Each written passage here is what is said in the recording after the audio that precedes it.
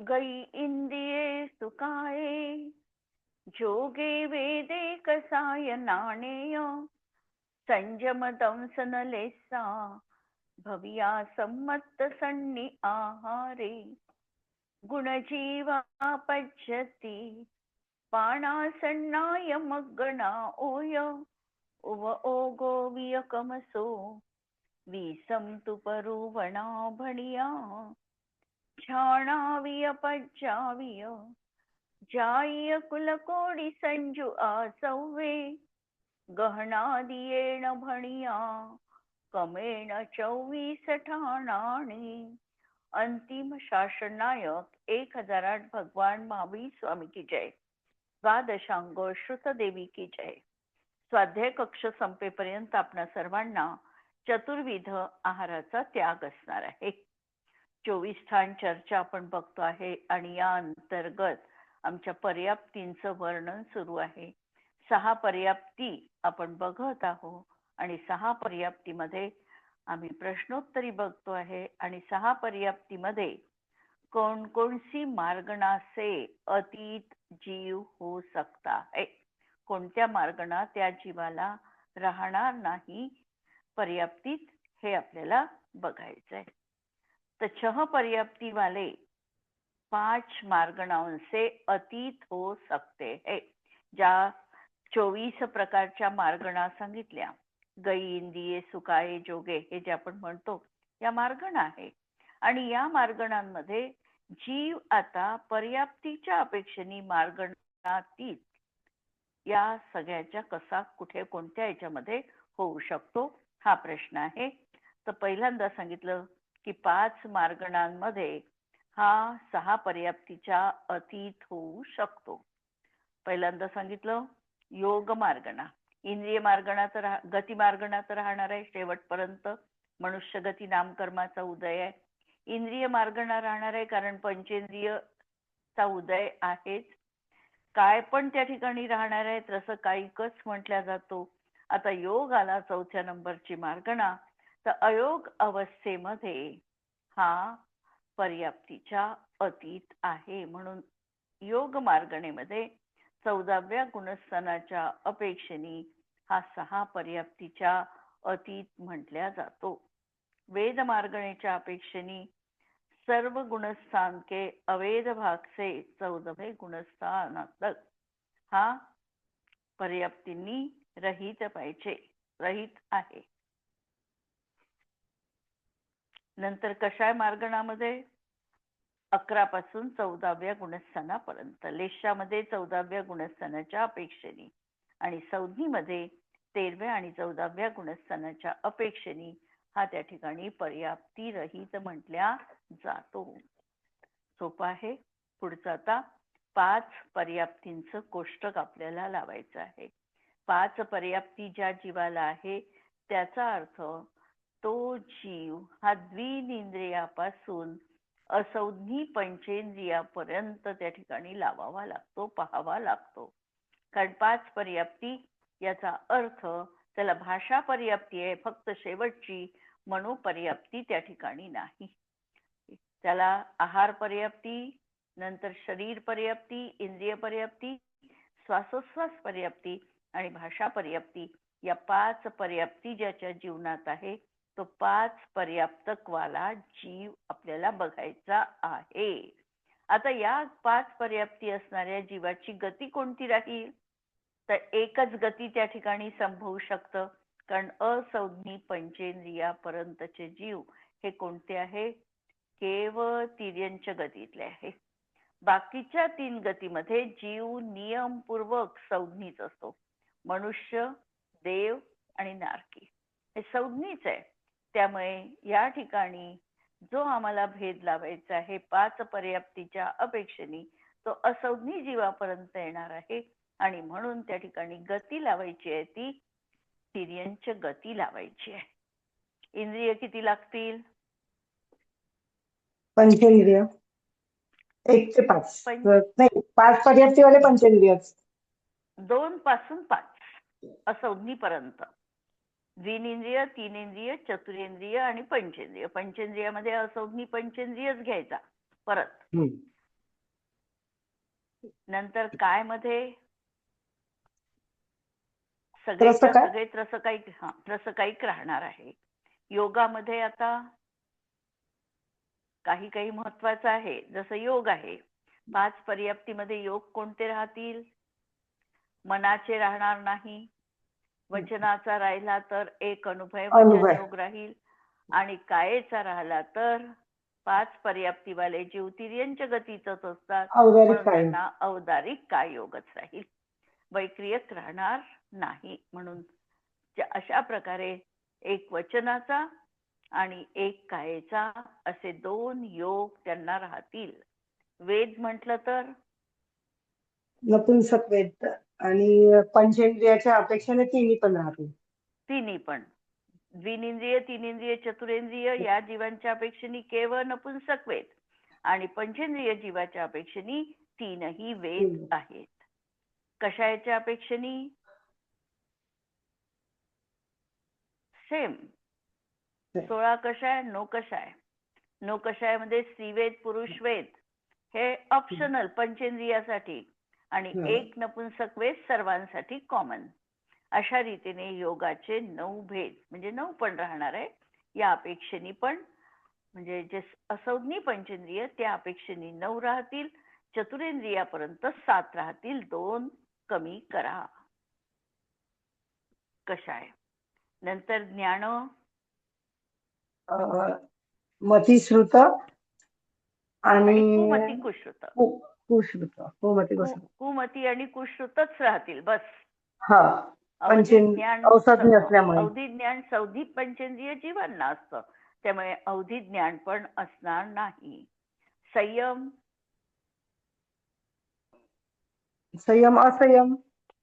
असंयम. दर्शन चक्षु आणि अचक्षु दोन्ही असतील. चक्षु आणि अचक्षु दोन्ही राहतील. लावताना परत भेद करू शकतो आपण. द्विनेंद्रिय, तीनेंद्रियापर्यंत एक अचक्षु दर्शन आणि चतुरेंद्रियापासून 2ही दर्शन. लेशा पहिल्या 4 ही पण पीठ लावायची आहे, ती पण असंज्ञीच्या अपेक्षेने लावायची आहे. जर चतुरेंद्रियापर्यंत भेद केले तर 3 अशुभ लेशाच लावायचे आहे, आणि जर असंज्ञी पंचेंद्रियाच्या अपेक्षेने भेद केला तर पीठ लेशा लावायची आहे. नंतर भव्य अभव्य दोन्ही असू शकतात. दोन्ही आहे. सम्यक्त्व मिथ्यात्वच असणार आहे. मिथ्यात्वच राहणार आहे. संज्ञी असंज्ञीच आहे. आहारक आहारकच आहे, कारण पर्याप्ती घेतलाय, पर्याप्तकवाला घेतलाय, म्हणून आहारकच आहे. गुणस्थान पहिलंच गुणस्थान घेतलं आहे. 5 पर्याप्ती जर लावायच्या असेल, सासाधन गुणस्थानात मेला तर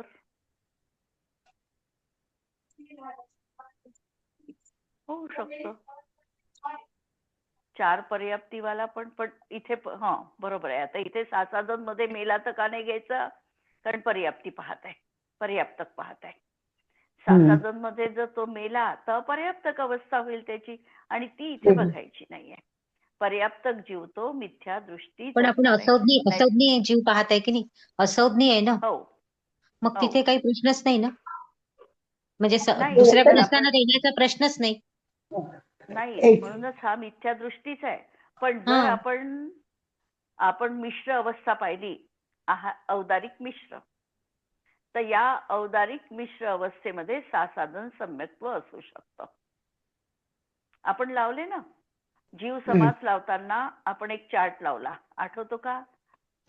एक स्थान लावलं, 10 14 याचं लावलेलं आहे असं एक स्थान. सम्यक्त्वाचं स्थान लावलं, 8 जीव समासामध्ये 2 सम्यक्त्व लावले, 10 जीव समासात 2 सम्यक्त्व लावले, आणि एका जीव समासात 6 सम्यक्त्व लावले.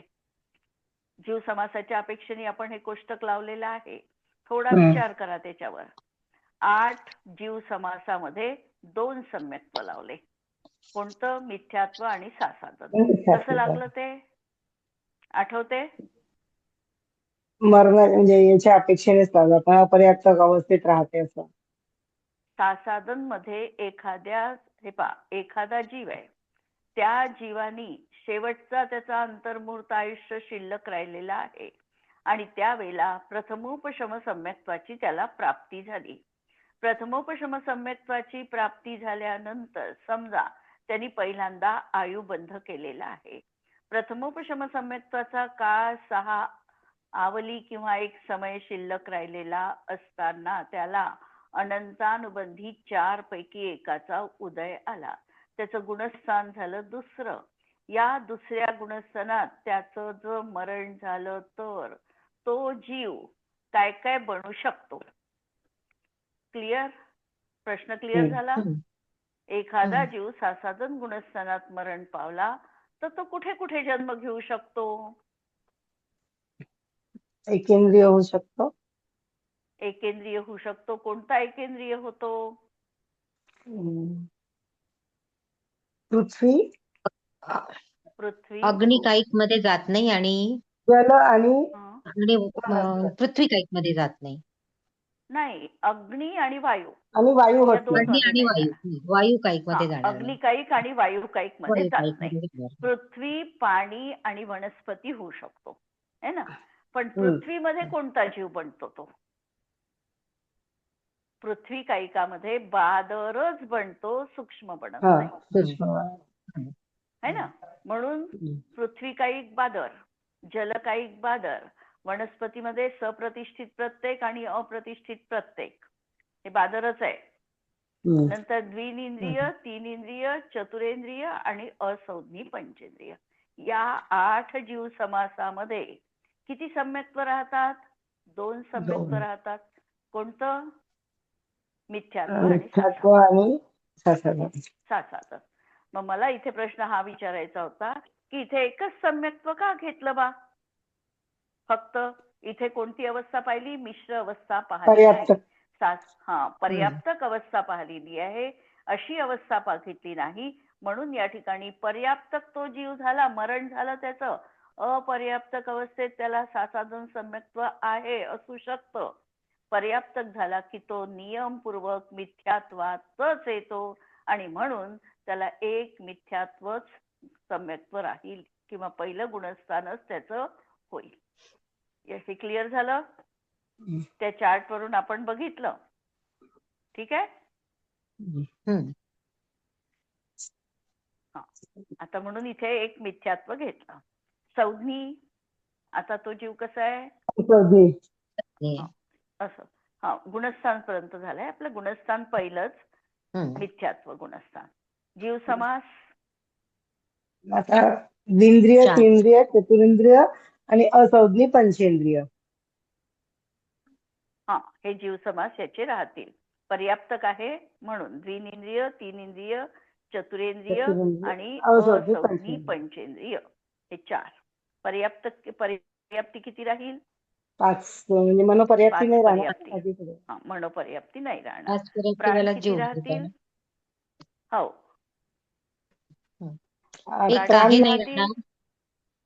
प्राणी मनोबल प्राण वचनबल. हो, वचनबल आहे. वचनबल आहे, काय बल आहे, 5 इंद्रिय आहे, श्वासोच्छ्वास आहे आणि मनोबल नाहीये. संज्ञा 4 आहे. उपयोग 2 ज्ञानोपयोग, 2 दर्शनोपयोग, 2 दर्शनोपयोग. ध्यान अर्थ आणि रौद्र. अर्थ आणि रौद्र. आश्रव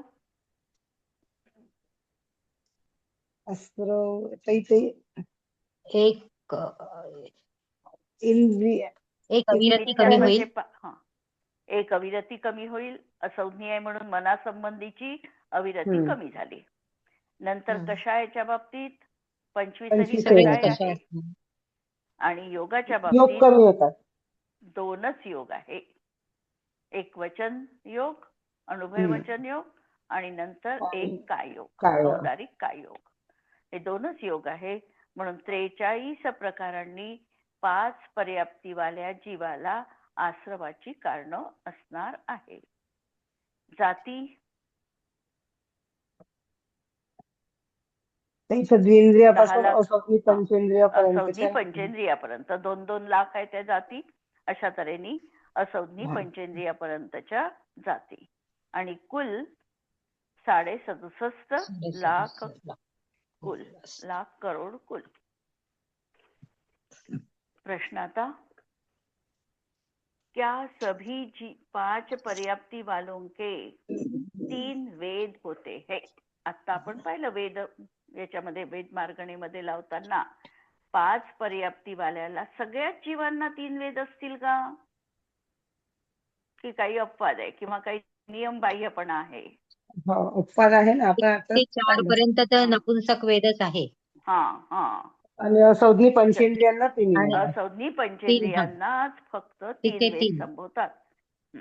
चतुरेंद्रिय पर्यंतच्या जीवांना नियमपूर्वक एक नपुंसक वेदच राहणार आहे आणि असौदी जीवांना मात्र 3ही वेद संभवणार आहे.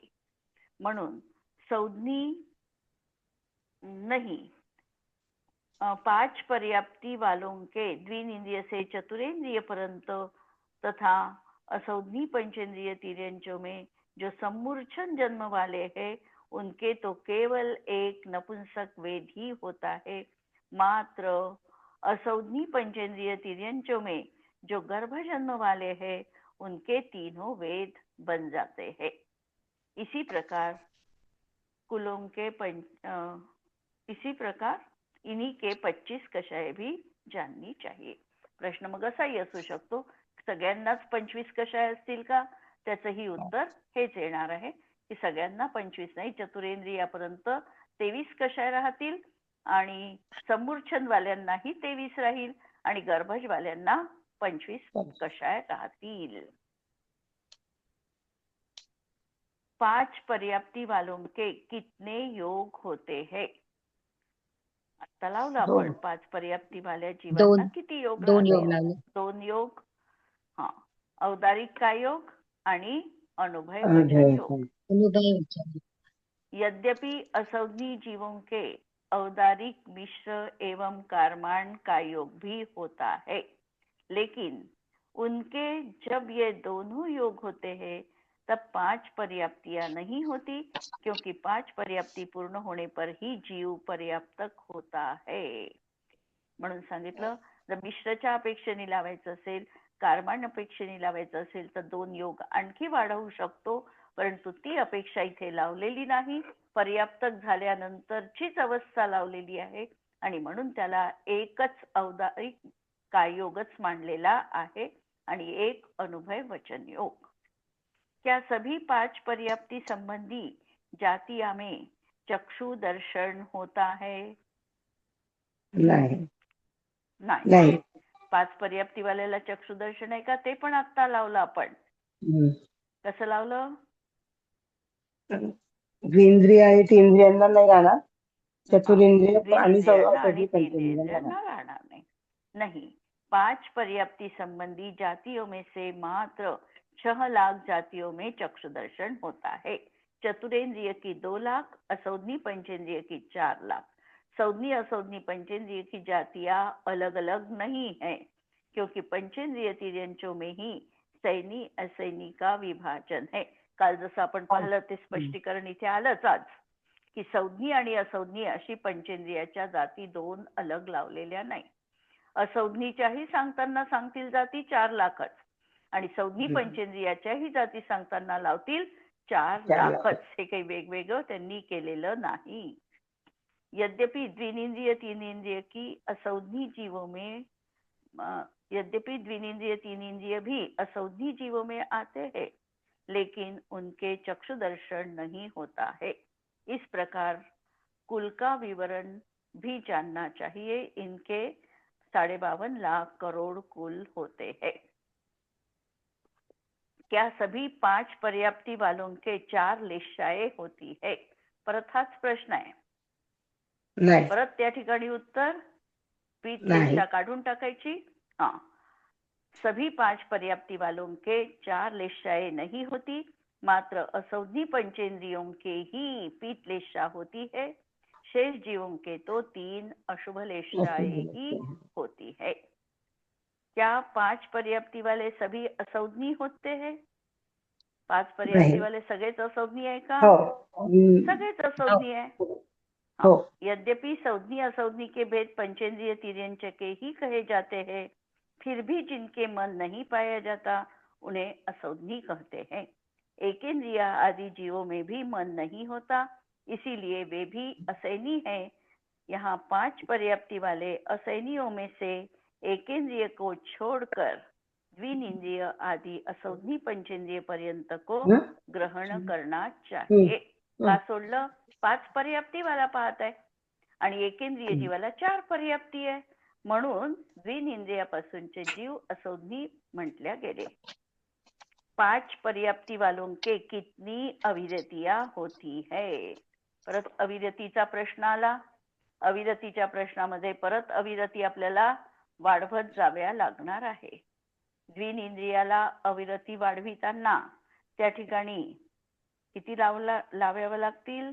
2 इंद्रियांनी होणारी अविरती आणि 6 अशा 8, बरोबर?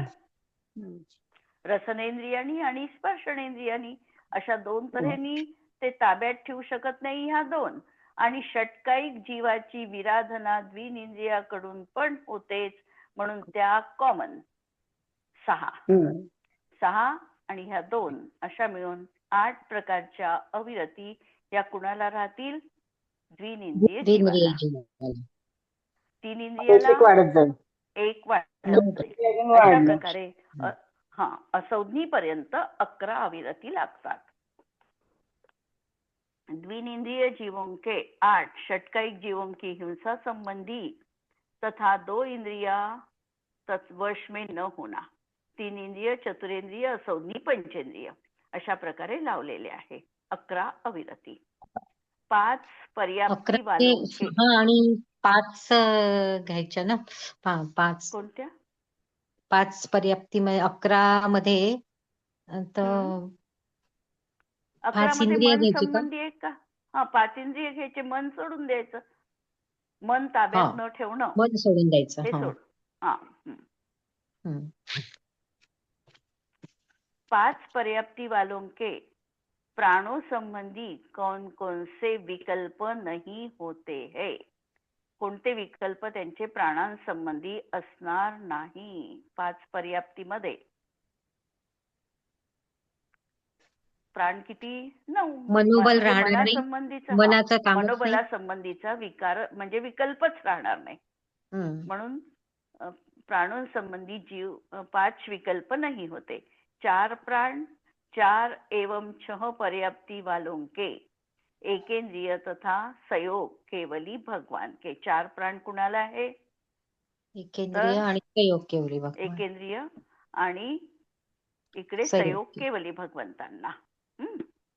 10 प्राण, 6 पर्याप्ती वालों के सौधी पंचेंद्रिय के। नंतर एकच प्राण लावायचा असेल तर 14व्या गुणस्थानात, 14व्या गुणस्थानात आयु प्राण केवळ। नंतर 3 प्राण लावायचे असेल तर संयोग केवलींना, काल जसं लावलं आपण त्या पद्धतीने। आणि 2 प्राण लावायचे असेल तर परत संयोग केवली भगवंतांनाच। कोणते 2? आयु आणि श्वास। आयु आणि श्वास। 5 पर्याप्ती वालों के कितनी जातियां होती है? द्विनिंद्रिय संबंधी 2, 3 इंद्रिय 2, चतुरेंद्रिय 2 आणि असौधी पंचेंद्रिय 4 अशा 10 लाख जाती त्यांच्या होतात। असौधी पंचेंद्रिय की 4 लाख जातियां सौधी पंचेंद्रिय तिर्यंच होती है। 5 पर्याप्ती वालों के कितने कुल होते हैं? तर प्रत्येकाचे कुल पहा आता। द्विनिंद्रिय जीवाचे 7 लाख, 3 इंद्रियाचे 8 लाख, चतुरेंद्रियाचे 9 लाख आणि असौधी पंचेंद्रियाचे 43 लाख करोड असे मिळून 67 लाख करोड असे हे यांचे कुल सांगितलेले आहे। पुढचं कोष्टक आपलं चार पर्याप्तियांचं. चार पर्याप्तीवाला जीव हा कोण असणार आहे? तर हा एकेंद्रियच असणार आहे, चार पर्याप्तीवाला जीव. आणि एकेंद्रिय जीव असल्यामुळे त्यांचं परत आता या ठिकाणी गती एकच राहणार आहे, तिर्यंच गती. इंद्रिय एकच इंद्रिय. एकच इंद्रिय. काय?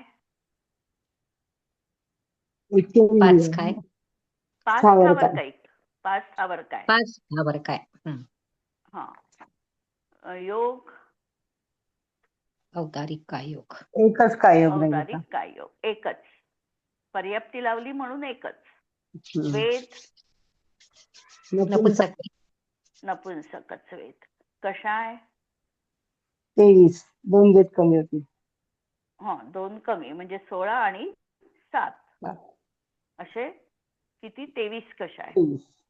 ज्ञान 2 कुज्ञान. दोन. संयम असंयमच असंयम असणार. एकच. असंयम.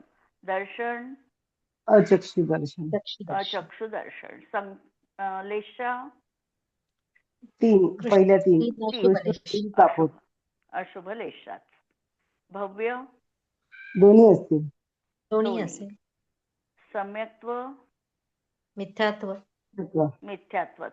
संज्ञी असंज्ञी. असंज्ञीच. आहारक आहारक आहारकच. गुणस्थान पहिलंच. जीव समास एकेंद्रिय संबंधी 14. संबंधित 14. कोणते एकेंद्रिय संबंधी 14? 5. जल, अग्नी, वायू हे 4 आणि 4चे सूक्ष्म बादर असे 8. आणि वनस्पती काहीची प्रत्येक वनस्पती साधारण वनस्पती त्याच्यामध्ये प्रत्येकाचे सूक्ष्म प्रत्येक वनस्पती आणि अप्रतिष्ठित. नित्य निगत इतर निगत. प्रत्येकाचे सप्रतिष्ठित आणि अप्रतिष्ठित. हा साधारण वनस्पतीचे नित्य निगत इतर निगोद आणि त्यांचे सूक्ष्म बादर असे आणि इतर निगोद आणि सूक्ष्म बादर अशा प्रकारे 14 हे जीव समास एकेंद्रिय संबंधी. यांना पर्याप्ती किती? 4 पर्याप्ती. 4. प्राण किती? 4. एकच इंद्रिय आहे. 4 प्राण. श्वास आणि आयु. 4 प्राण म्हणजे इंद्रिय एक बल, आयु आणि श्वासोच्छ्वास. संज्ञा 4 पण. 4ही. उपयोग 3. 2 ज्ञानोपयोग, 1 दर्शनोपयोग. 1 दर्शनोपयोग. ध्यान 8. आश्रव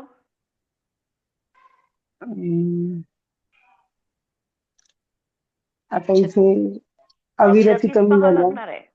अविरती कमी होतील ना पुन्हा 4 अविरती कमी होतील एकेंद्रियाच्या म्हणजे इंद्रियांच्या 4 अविरती कमी झाल्या. एकच राहिली इंद्रियाची. एक मनोअविरती कमी झाली म्हणजे 7च अविरती राहिल्या इथे. 7च 12तून 5 गेल्या, 7 राहिल्या. 12तून 5 गेल्या, 7 राहिल्या. 23 कषाय आणि 5 मिथ्यात्व 35 आणि 1 योग 36. जाती एकेंद्रिय संबंधी 52 लाख आणि कुल एकेंद्रिय संबंधी 67 लाख करोड़. क्या 4 पर्याप्तियां सभी एकेंद्रिय जीवों के होती है? सगळ्या एकेंद्रिय जीवांना 4 पर्याप्ती आहे का? नाही, पर्याप्तक जीवांच्या 4 असतील. पर्याप्तक जीवांच्या 4 आहे. अपर्याप्तक अवस्थेमध्ये 3 पर्याप्ती श्वासोच्छ्वास पर्याप्ती त्या ठिकाणी राहणार नाही. 4 पर्याप्तियां मात्र एकेंद्रिय पर्याप्तक जीवों के ही होती है. निवृत्त अपर्याप्तक और लब्ध पर्याप्तक तथा कार्माण का योग में स्थित एकेंद्रिय जीवों के 4 पर्याप्तियां नहीं होती. वहां 4 अपर्याप्तियां होती है. कार्माण का योग असेल किंवा मिश्र अवस्था असेल तर त्या ठिकाणी अपर्याप्तिया म्हटलेली आहे. तो जर निवृत्त अपर्याप्तक असेल तर त्याला पर्याप्तक नामकर्माचाच उदय आहे आणि त्या पूर्ण होणार आहे म्हणून त्याला कथनचित पर्याप्तक पण म्हणता येऊ शकतो. 4 पर्याप्तियों में कितनी काय के जीव पाए जाते हैं? किती कायचे जीव दिसतात? एकच एकेंद्रिय. 5 स्थावर पण 5 स्थावर काय? पाच आता काय स्थावर विचारलं ना घेतलं म्हणून 5 स्थावर. म्हणून म्हणून 5 भेद लावायचे. पृथ्वीकायिक, जलकायिक, अग्निकायिक, वायुकायिक आणि वनस्पति कायिक. रस पर्याप्ति वाले जीवों के सम्यक्त्व मार्गणा में कितने भेद हो सकते हैं? 4 पर्याप्ती वाल्या जीवांमध्ये सम्यक्त्वा संबंधी किती भेद असू शकतात? एकच असेल मिथ्यात्व. नाही, दोन असू शकतात. निवृत्त अपर्याप्तक अवस्थेत सासाधन असेल. निवृत्त, आता जसं लावलं आपण तसं. हे पहा, 4 पर्याप्ती वालो जीवों के एक मिथ्यात्व ही होता है. पर्याप्तक जो तो आहे तो त्याला एक मिथ्यात्वच राहील, क्योंकि 4 पर्याप्तियां एकेंद्रिय जीवों के होती है. यद्यपि एकेंद्रिय जीवों में सासाधन सम्यक्त्व भी होता है, परंतु वह निवृत्त अपर्याप्तक अवस्था तक ही रहता है, पर्याप्त अवस्था में नहीं. और 4 पर्याप्तियां अपर्याप्तक अवस्था में नहीं है. जर दुसऱ्या अपेक्षेने थोडं वेगळा आपण विचार केला आत्ता लावलेला त्याप्रमाणे, त्या ठिकाणी सासाधन सम्यक्त्व अपर्याप्तक अवस्थेमध्ये जीवाला असू शकतं आणि म्हणून त्या ठिकाणी 4 पर्याप्ती वाल्याला सामान्य प्रश्न असेल, 4 पर्याप्ती असणाऱ्या जीवांना सामान्य रीतीने विचारलं किती सम्यक्त्व राहतील बा, तर 2 या अपेक्षेने लावता येतं. पण पर्याप्तकाकडेच आम्ही टार्गेट केलं, लक्ष केंद्रित केलं तर मात्र आम्हाला एक मिथ्यात्वच लावावं लागेल.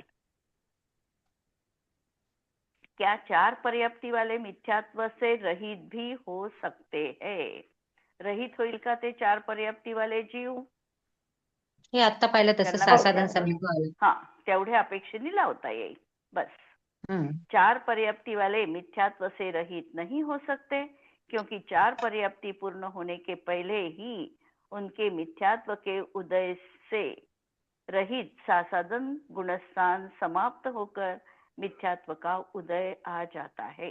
क्योंकि जब तक सासाधन सम्यक्त्व का काल समाप्त हो जाता है, म्हणजे निवृत्त अपर्याप्तक अवस्थेमध्येच सासाधन गुणस्थानाचा काळ संपून जातो आणि लगेचच पर्याप्तक अवस्थेत हा जीव मिथ्यात्वीच राहतो. इसीलिए 4 पर्याप्ती वालों के मिथ्यात्व से रहित स्थान नहीं बन सकता. क्या 4 पर्याप्ती वालों के सभी एकेंद्रिय जीव आ जाते हैं? 4 पर्याप्ती मध्ये सगळे एकेंद्रिय जीव येतात का? नहीं. 4 पर्याप्ती वालों के सभी एकेंद्रिय जीव नहीं आते. कोणते येत नाही? लब्ध पर्याप्तक आणि निवृत्त पर्याप्तक.